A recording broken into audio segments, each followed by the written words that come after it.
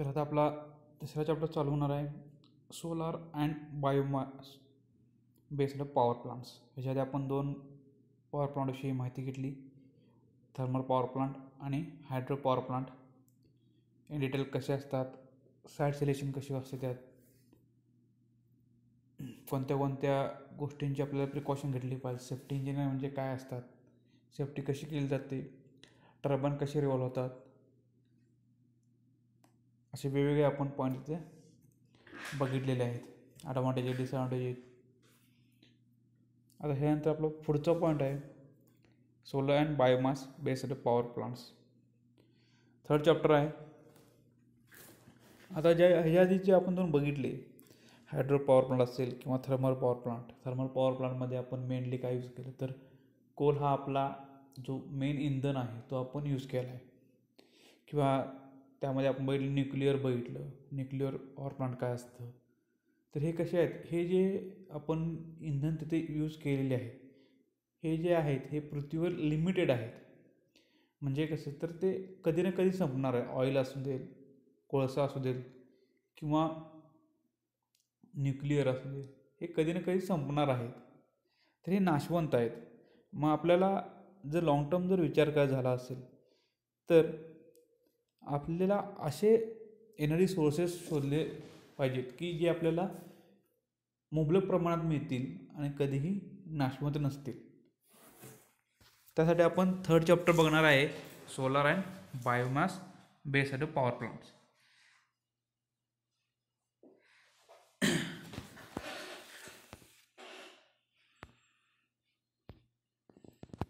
ते इंट्रोडक्शनमध्ये आपण आपल्याला माहीत आहे एनर्जी म्हणजे काय असते. आपल्याला काय तर आत्ता सध्या जगाला भरपूर प्रमाणात एनर्जी गरज आहे की जे इलेक्ट्रिसिटीमध्ये कन्वर्जन असू दे. कारण इलेक्ट्रिसिटी किंवा इलेक्ट्रिकल एनर्जीमध्ये वेगवेगळे आता आपण जे ॲप्लिकेशन असतील ते चालतात, इंडस्ट्री चालते. त्यामुळे इलेक्ट्रिसिटी आपल्याला मुबलक प्रमाणात गरजेची असते. त्यामुळं जे काही एनर्जी टाईप पडतात ते 2 टाईप पडतात. पहिला आहे conventional energy source and second आहे नॉन कन्व्हेन्शनल एनर्जी सोर्स. आता कन्व्हेन्शनल एनर्जी सोर्स आणि नॉन कन्व्हेन्शनल एनर्जी सोर्स म्हणजे काय. तर कन्व्हेन्शनल एनर्जी सोर्स म्हणजे काय, जे जैव इंधन आहेत किंवा जीवाश्म इंधन आहेत.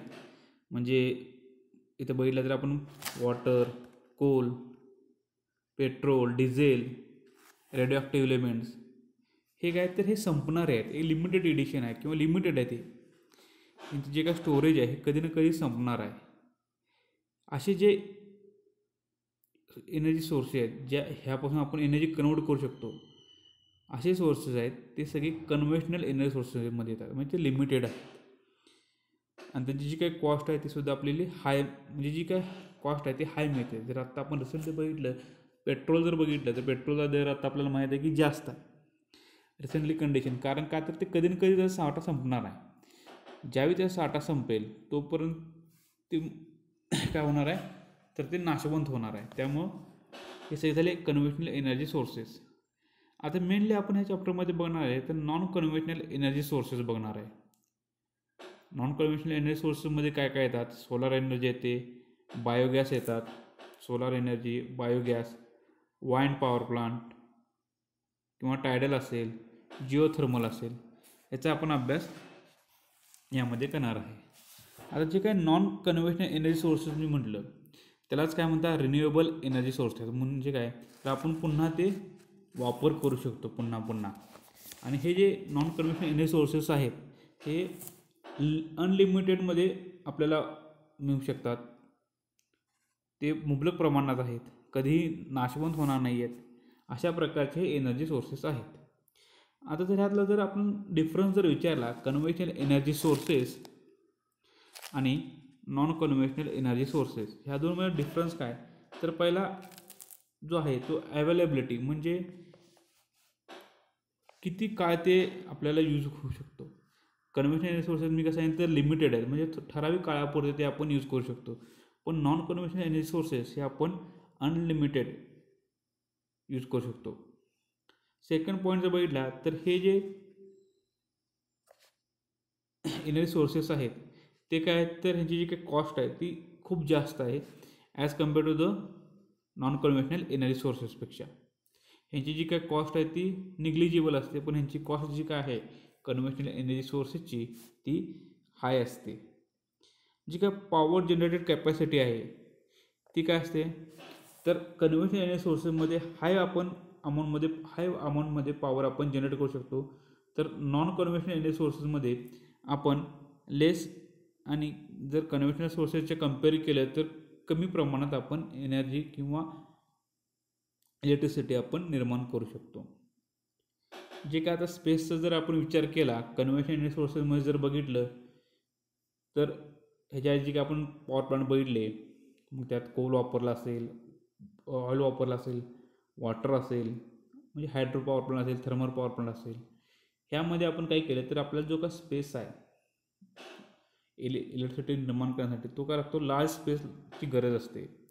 पण ज्यावेळी आपण नॉन कन्व्हेन्शनल एनर्जी सोर्सेसचा विचार करतो किंवा रिन्युएबल एनर्जी सोर्सेसचा विचार करतो त्यावेळी आपल्याला जी काही इलेक्ट्रिसिटी निर्माण करायची आहे त्यासाठी आपल्याला जो काय स्पेस लागणार आहे तो लेस स्पेस किंवा सप्लायला असतो, म्हणजे कमी स्पेसमध्ये सुद्धा आपण एनर्जी निर्माण करू शकतो.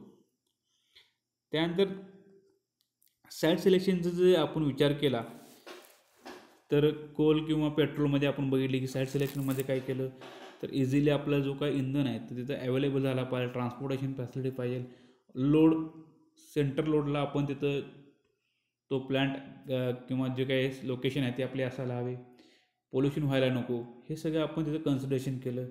हायड्रो पॉवर प्लांटमध्ये काय केलं तर रिव्हरच्या जवळ पाहिजे, पाणी मुबलक प्रमाणात पाहिजे, रिझर्वायर पाहिजे, सगळं आपण तिथं कन्सिडरेशन केलं.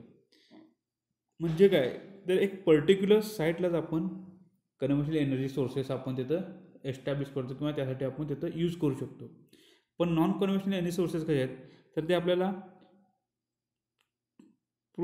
कुठेही आपण ते यूज करू शकतो किंवा लोकेट करू शकतो. कारण आपल्याला सोलर एनर्जी सगळीकडे मिळणार आहे.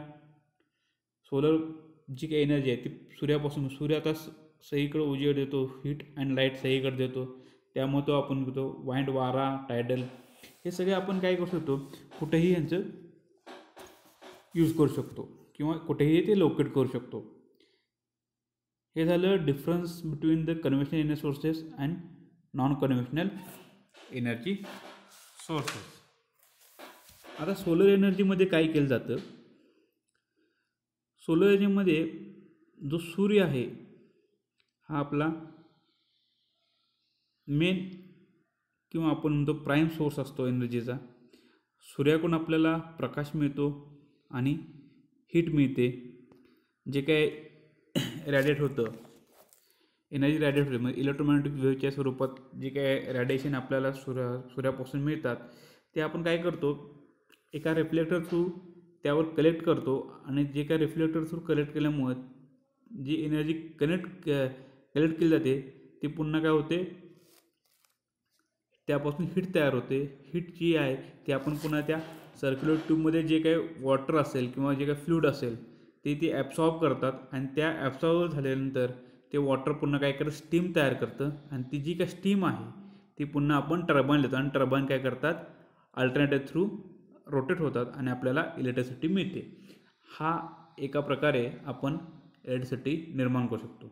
काय करतात तर जी काय एनर्जी रॅडिएट होऊन मिळते सूर्याकडून, रॅडिएशन जे काय मिळतात ते आपण काय करतो एका कलेक्टरवर आपण काय करतो कलेक्ट करतो. त्या कलेक्टरच्या खाली जे काही ट्यूब्स असतात त्या ट्यूब्समध्ये वॉटर किंवा जे काही फ्लूइड असेल तो रोटेट होत असतात. ते काय करतात तर ती एनर्जी ॲब्सॉर्ब करतात आणि त्यातून ते जे काही वॉटर आहे त्याचं स्टीममध्ये रूपांतर होतं आणि ती जी काही स्टीम आहे ती पुन्हा आपण टर्बाईनला देतो आणि टर्बाईन काय असतात तर अल्टरनेटरला कपल झाले असतात, त्यामुळे जसं टर्बाईन रोटेट होईल त्याप्रमाणे काय होतात अल्टरनेटरसुद्धा रोटेट होतात आणि आपल्याला इलेक्ट्रिसिटी निर्माण होते. हा एक आपल्याला सोलर एनर्जी थ्रू आपल्याला इलेक्ट्रिसिटी निर्माण करता येते. किंवा सेकंड एक आहे की आपण डायरेक्टली जी काय रेडिएशन आहेत ते घेतो आणि ते इलेक्ट्रिसिटीमध्ये आपण ते कन्वर्ट करतो. हे झालं सोलर एनर्जी. वाइंड एनर्जी जी काय आहे ते काय करतो आपण, तर वाइंड मिल जी काय असतात, आपल्याला माहिती आहे वाइंड मिल म्हणजे काय, तर पवनचक्की जसं हवेच्या जसं हवा येईल म्हणजे टेकडीवर मोस्टली पवनचक्क्या वगैरे आपण तयार करतो. मोठे मोठे पाते असतात. हवेच्या जसे हवा येईल तसं त्या प्रकारे काय होतं, ते पाते रोटेट होतात आणि ते पाते रोटेट झाल्यामुळं जे आत टर्बाईन्स वगैरे असतात ते सुद्धा रोटेट होऊन आपल्याला अल्टरनेटिव्ह थ्रू काय मिळतात, इलेक्ट्रिकल एनर्जी मिळतात. अशा प्रकारे वाइंड एनर्जी थ्रू आपल्याला इलेक्ट्रिसिटी निर्माण करता येते. टायडल पॉवर प्लांट कुठं असतात, तर टायडल पॉवर प्लांट एक प्रकारचं हायड्रो पॉवर प्लांटच असतात की जे टायडल एनर्जी म्हणजे कॅनेटिक जी काही आपली लाटा आहे त्या लाटाची कॅनेटिक एनर्जीचा यूज करून आपण काय करू शकतो, तर एनर्जी निर्माण करू शकतो. आता समुद्र जो आहे त्या किनाऱ्यावर किंवा जिथे अशा प्रकारे ते टायडल पॉवर प्लांट असतात की जिथे लाटा ह्या त्या फ्रिक्वेन्सीने किंवा मोठ्या मोठ्या लाटा येऊन ते आपले जे काही टर्बाईन आहेत त्या कायनेटिक एनर्जीचा यूज करून लाटांच्या टर्बाईन आपल्याला रोटेट होतील अशा ठिकाणीच फक्त आपण काय करतो, तर टायडल पॉवर प्लांट हा यूज करतो. आणि last geothermal power plant. Geothermal energy कुठं आपल्याला मिळते, तर जी काही आपली पृथ्वी आहे पृथ्वीच्या आतमध्ये आपल्याला जिओथर्मल एनर्जी मिळते. थर्मल म्हणजे काय, हीट. पृथ्वीच्या आत जी काय हीट आहे त्यापासून आपण काय करतो, तर इलेक्ट्रिसिटी निर्माण करण्याचा प्रयत्न करतो. हे झालं नॉन कन्व्हेन्शनल एनर्जी सोर्सेस. आणि बायोमास आपल्याला माहिती आहे की बायोमास म्हणजे काय, तर जी काय प्राण्यांची विष्ठा आपलं जे काय असते किंवा मूत्र प्राण्यांची विष्ठा, पुन्हा जे काय पालापाचोळा असेल असे ॲग्रिकल्चर क्रॉप जे असते त्यांचं खत तयार करून ते आपण पुन्हा यूजमध्ये त्यापासून आपण गॅस तयार करतो. हे झालं आपले नॉन कन्व्हेन्शनल एनर्जी सोर्सेस. त्यानंतर आपला पुढचा पॉईंट बघायचा आपल्याला सोलर पॉवर प्लांट. जे काय आपण सोलर पॉवर म्हणजे काय, तर आपल्याला माहीत आहे सोलर म्हणजे मी सांगितले की आत्ताच की सूर्य हा त्याचा मेन किंवा प्राईम सोर्स आहे, एनर्जी सोर्स आहे. आणि सूर्यापासून आपल्याला काय मिळते, तर हीट म्हणजे उष्णता मिळते आणि लाईट म्हणजे प्रकाश. हे दोन प्रकारचे आपल्याला सूर्यापासून एनर्जी मिळते, प्रकाश आणि उष्णतेच्या स्वरूपात. आता जर सूर्याचा आपण विचार केला, सूर्य हे एक हॉट बॉडी किंवा हॉट प्लाझ्मा आहे की ज्याचा डायमीटर 13,90,000 किलोमीटरचा डायमीटर आहे. आणि जो काय तो सूर्य आहे तो आपल्या पृथ्वीपासून 1.496 × 10⁸ किलोमीटर एवढ्या अंतरावर हा सूर्य आहे. आता वर्ल्ड वाईज जर विचार केला तर इंडिया हा 3rd नंबरचा इलेक्ट्रिसिटी प्रोड्युसर नेशन आहे. म्हणजे जगात 3 नंबरचा आपला भारत देश हा असा आहे की जो इलेक्ट्रिसिटी प्रोड्यूस करतो. मग आता ती इलेक्ट्रिसिटी जी काय प्रोड्यूस करतो ते वेगवेगळ्या स्वरूपात असते. टोटल इलेक्ट्रिसिटी आपण जी काय प्रोड्यूस करतो 3,43,898.39 मेगावॅट एवढी आपण एनर्जी इंडिया प्रोड्यूस करतं. आता मग ते वेगवेगळ्या स्वरूपात असू शकते. कोल थर्मल पॉवर प्लांट असू शकते, gas power plant, diesel power plant, मग न्यूक्लिअर असू शकते, रिन्युएबल एनर्जी सोर्सेस असू शकते, हायड्रो पॉवर प्लांटच्या स्वरूपात असू शकते. रिन्युएबल एनर्जी सोर्सेसच्या स्वरूपात जी काय आपण इलेक्ट्रिसिटी निर्माण करतो ती असते 69,022.39 मेगावॅट एवढी आपण energy renewable energy sources use करून आपण जनरेट करतो. फक्त सोलर एनर्जी यूज करून आपण 21 गिगावॅट्स एवढी ह्याची कॅपॅसिटी असते सोलर एनर्जी इन्स्टॉलेशनची आपल्या भारतामध्ये आहे. आता जी काय सूर्य एनर्जी इमिट करतो म्हणजे सूर्यापासून आपल्याला जी काही एनर्जी पृथ्वीपर्यंत येत असते ती किती असते, 3.7 × 10⁻26 3.7 × 10⁻26 26 वॅट एवढी आपल्याला काय मिळते सूर्यापासून. सूर्य काय करतो एवढी एनर्जी इमिट करतो. त्यातील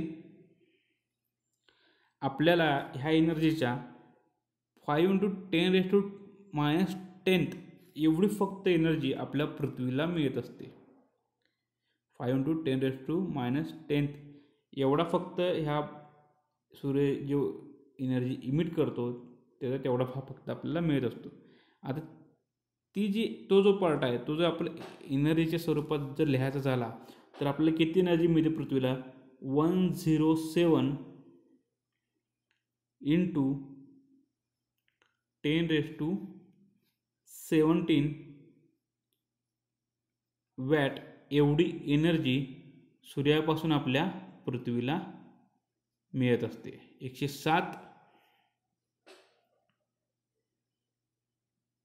107 गुणिले 10⁻17 वॅट एवढी एनर्जी आपल्याला पृथ्वीला सूर्याकडून मिळते.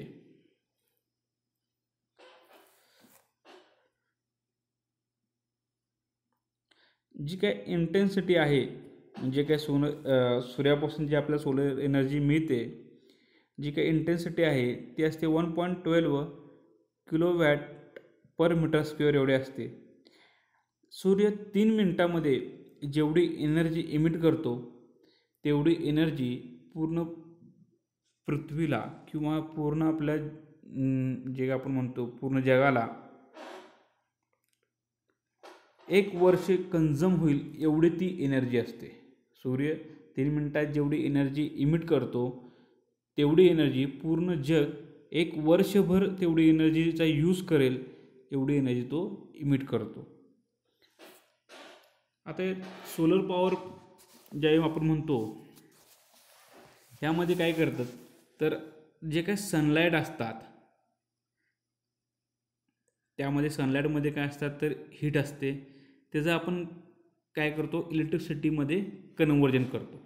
मग ते कन्व्हर्जन डायरेक्टली असेल किंवा इनडायरेक्टली असेल. ज्यावेळी आपण डायरेक्टली कन्व्हर्जन म्हणतो त्यावेळी आपण फोटोव्होल्टेइक इफेक्ट किंवा फोटोव्होल्टेइक सेलचा यूज करतो किंवा इनडायरेक्टली असेल त्यावेळी कॉन्सन्ट्रेटेड सोलार पॉवरचा यूज करतो किंवा दोन्हीचं आपण कॉम्बिनेशन थ्रूसुद्धा आपण सनलाईटचं इलेक्ट्रिसिटीमध्ये कन्व्हर्जन करतो. आता जे कॉन्सन्ट्रेटेड सोलर पॉवर सिस्टीम ज्यावेळी आपण यूज करतो त्यामध्ये काय असतात लेन्सेस असतात किंवा मिरर्स असतात आणि सोलार ट्रॅकिंग सिस्टीम असते. ती काय करते ती जो काय लार्ज एरिया असतो सनलाईटचा ते सही त्या प्लेटवर कलेक्ट करतात. त्या प्लेटवर ते काय होतात जो का सनलाईट आहे ते स्ट्राईक्स होतात किंवा फॉल्स होतात आणि ते काय करतात एका स्टेट बीममध्ये ते कन्वर्ट करतात. आणि फोटोव्होल्टेइक सेल काय करतात तर लाईट जी काय येणार आहे त्याचं इलेक्ट्रिकल करंटमध्ये कन्वर्जन करतात by using the photovoltaic effect. हे झालं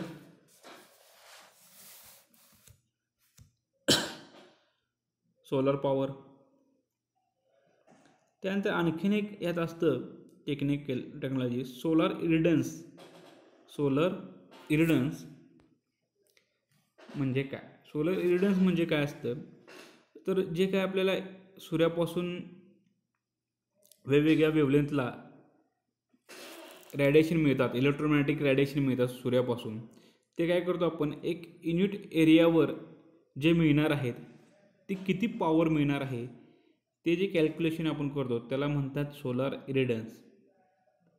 सूर्यापासून जे इलेक्ट्रोमॅग्नेटिक रॅडिएशन मिळणार आहेत ते एका युनिट एरियावर किती पॉवर आपल्याला मिळते ते म्हणजे असतं आपलं सोलर इरिडन्स. आता याचे वेगवेगळे टाईप्स आहेत.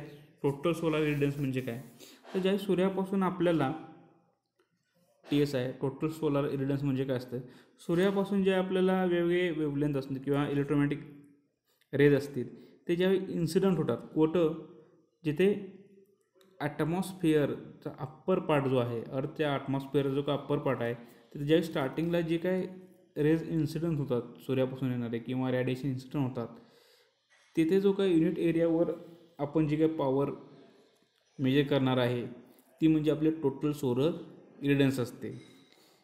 आणि ती आपण कशी मेजर करतो, जो काय आपला परपेंडिक्युलर जे काय सनलाईट इनकमिंग होतात त्या एका एरियाला, तिथे आपण ते मेजर करतो. आणि ते जे काही कॉन्स्टंट असतात ते आपण काय करतो, TSI ह्या मीन्सनं आपण डिफाईन करतो, टोटल सोलर इरेडियन्स. सेकंड आहे DNI म्हणजे असतं डायरेक्ट सोलार इरेडियन्स.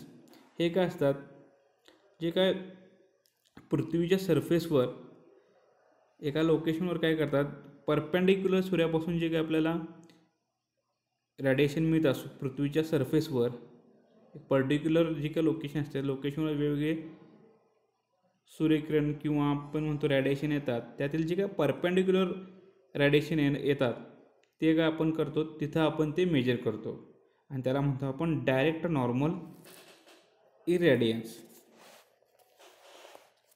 आणि थर्ड आहे डिफ्यूज हॉरिझॉन्टल इरेडियन्स और डिफ्यूज स्काय रॅडियन्स. यामध्ये काय करतात, तर इथंसुद्धा रॅडिएशन जे काय आपल्या अर्थ सरफेसला मिळतात त्यावेळी काय होतात, लाईट काय होते, स्कॅटर होते ॲटमॉस्फिअरमध्ये ज्या येतात, त्यानंतर ती लाईट काय होते, जे काय आपल्या ॲटमॉस्फिअरमध्ये वेगवेगळे घटक असतात त्यामुळे ती लाईट काय होते, स्कॅटर होते आणि नंतर ते रॅडिएशन अर्थच्या सरफेसवर आपल्याला मिळतात. मग हे जे रॅडिएशन आहेत ते हॉरिझॉन्टल सरफेस जे काही रॅडिएशन आहेत ते येतात आणि आपण एका पॉईंटला ते रॅडिएशन आलेले मेजर करतो, त्याला म्हणतात डिफ्यूज हॉरिझॉन्टल इरेडियन्स. मग तिथं काय होतात, तर ॲटमॉस्फिअरमध्ये जे काही रॅडिएशन डिफ्यूज किंवा आपण त्याला म्हणतो स्कॅटर झालेले असतात ते पुन्हा आपण अर्थच्या एका सरफेसला एका पॉईंटला आपण ते मेजर करतो. असे जे डिफ्यूज झालेले हॉरिझॉन्टल सरफेसला मेजर केलं त्याला आपण म्हणतो डिफ्यूज हॉरिझॉन्टल इरेडियन्स. त्यानंतर लास्टचा पॉईंट आहे ग्लोबल हॉरिझॉन्टल इरेडियन्स. यामध्ये काय करतात, टोटल इरेडियन्स जो का आपला सूर्याकडून मिळतो तो आपण इथं मेजर केला जातो.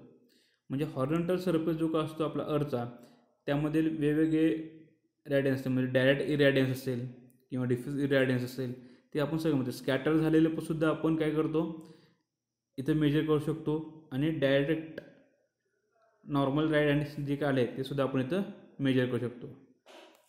डिफ्यूज झालेलं म्हणजे स्कॅटर झालेले वेगवेगळीकडून स्कॅटरिंग झालेले रॅडिएशन पुन्हा आपण येतात तो सुद्धा आपण इथे मेजर करतो. प्लस डायरेक्ट जे काही परपेंडिक्युलर आपल्याला रॅडिएशन मिळणार आहेत सरफेसला ते सुद्धा आपण इथं मेजर करतो आणि ते जे आहे ते टोटल रॅडिएशन आपण मेजर करतो हॉरिझॉन्टल सरफेसला, त्याला म्हणतात ग्लोबल हॉरिझॉन्टल इरेडिएशन. हे झाले 4 type of solar इरेडिएशनचे.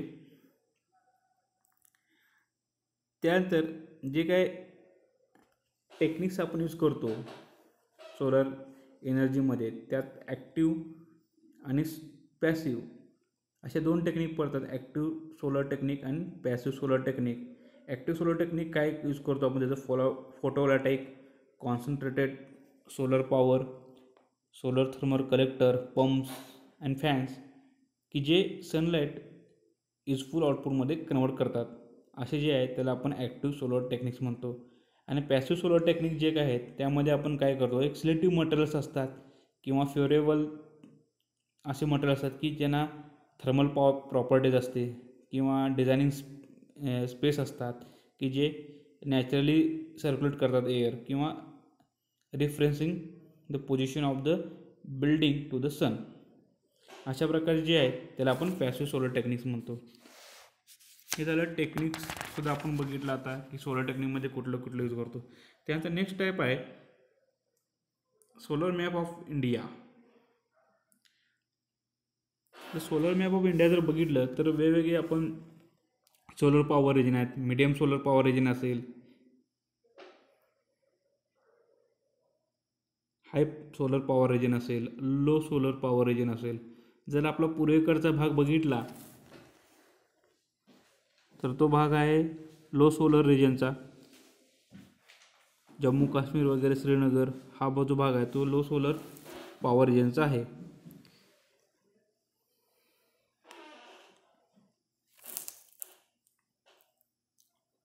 Total G India solar installation capacity आहे ती 21 GW एवढी आहे. नॉर्थर्न रिजनमध्ये वेगवेगळे इन्स्टॉलेशन सोलर कॅपॅसिटी आहेत. तर त्यामध्ये नॉर्दर्न रिजनमध्ये 3318.18 मेगावॅट एवढी आपण सोलर कॅपॅसिटी आहे. वेस्टर्न रिजनमध्ये 2701.78 मेगावॅट एवढी इन्स्टॉलेशन कॅपॅसिटी सोलरची आहे. त्यानंतर नेक्स्ट पॉईंट आहे सोलर कलेक्टर. सोलर कलेक्टर म्हणजे असा डिव्हाइस असतो की जे काही सोलर रॅडिएशन असतात ते सोलर रॅडिएशन कलेक्ट करण्याचं काम किंवा कॉन्सन्ट्रेट करण्याचं काम हा सोलर कलेक्टर करतो. त्यामध्ये सोलर कलेक्टरमध्ये ट्यूब्स, कवर किंवा बॅकसाईडला इन्सुलेटेड बॅकप्लेट असतात. असे जे 2 टाईप पडतात, नॉन कॉन्सन्ट्रेटेड कलेक्टर आणि कॉन्सन्ट्रेटेड कलेक्टर. नॉन कॉन्सन्ट्रेटेड कलेक्टरमध्ये फ्लॅट प्लेट कलेक्टरमध्ये liquid flat plate collector and flat plate solar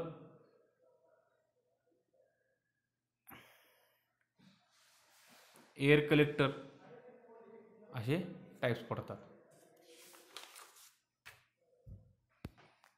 next point बघायचं आपल्याला लिक्विड फ्लॅट प्लेट कलेक्टर. यामध्ये काय केलं जातं तर हीट एक्सचेंज केली जाते किंवा हीट आपण एक्सचेंज किंवा कन्वर्ट केली जाते. जी काय सोलर एनर्जी आहे सनकडून मिळणारी त्याचं आपण हीट एनर्जीमध्ये कन्वर्जन करतो. त्यासाठी वेगवेगळे कंपोनंट यामध्ये यूज केले जातात. ॲब्सॉर्बर प्लेट असेल, ट्यूब्स असतील, ट्रान्सपरंट कवर, इन्सुलेशन किंवा केसिंग अशा प्रकारे इथे वेगवेगळे कंपाऊंड आपण यूज करतो. ॲब्सॉर्बर प्लेट काय करतात, जे काय सूर्याकडून इलेक्ट्रोमॅग्नेटिझम किंवा सूर्यकिरण येत असतात ते त्या प्लेटवर इन्सिडेंट होतात किंवा कॉन्सन्ट्रेट होतात. ती जी काय प्लेट आहे ॲब्सॉर्बर प्लेट ही मॅक्झिमम जी काय रेडिएशन आहे ते कलेक्ट करते आणि ते ॲब्सॉर्ब करण्याचं काम हे ॲब्सॉर्बर प्लेटचं असतं. त्यानंतर इथे जे काही ट्यूब्स असतात त्यातून जे काय लिक्विड असेल किंवा फ्लूइड असेल ते ट्रान्सफर किंवा सर्क्युलेट होत असतात आणि जे काय सर्क्युलेट होत असलेले लिक्विड आहेत ते पुन्हा काय करतात, जे काय ॲब्सॉर्ब झालेली एनर्जी आहे ते ट्रान्सफर करतात. त्यानंतर ट्रान्सपरंट कवर असतात.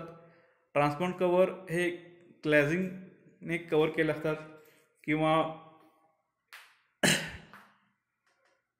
ह्याचं यूज कशासाठी असतो तर जे काय रॅडिएशन आहे ते त्यातून जी काय हीट लॉस आहे ते हीट लॉस कमी करण्याचं काम ह्या ट्रान्सपरंट कवरचं असतं.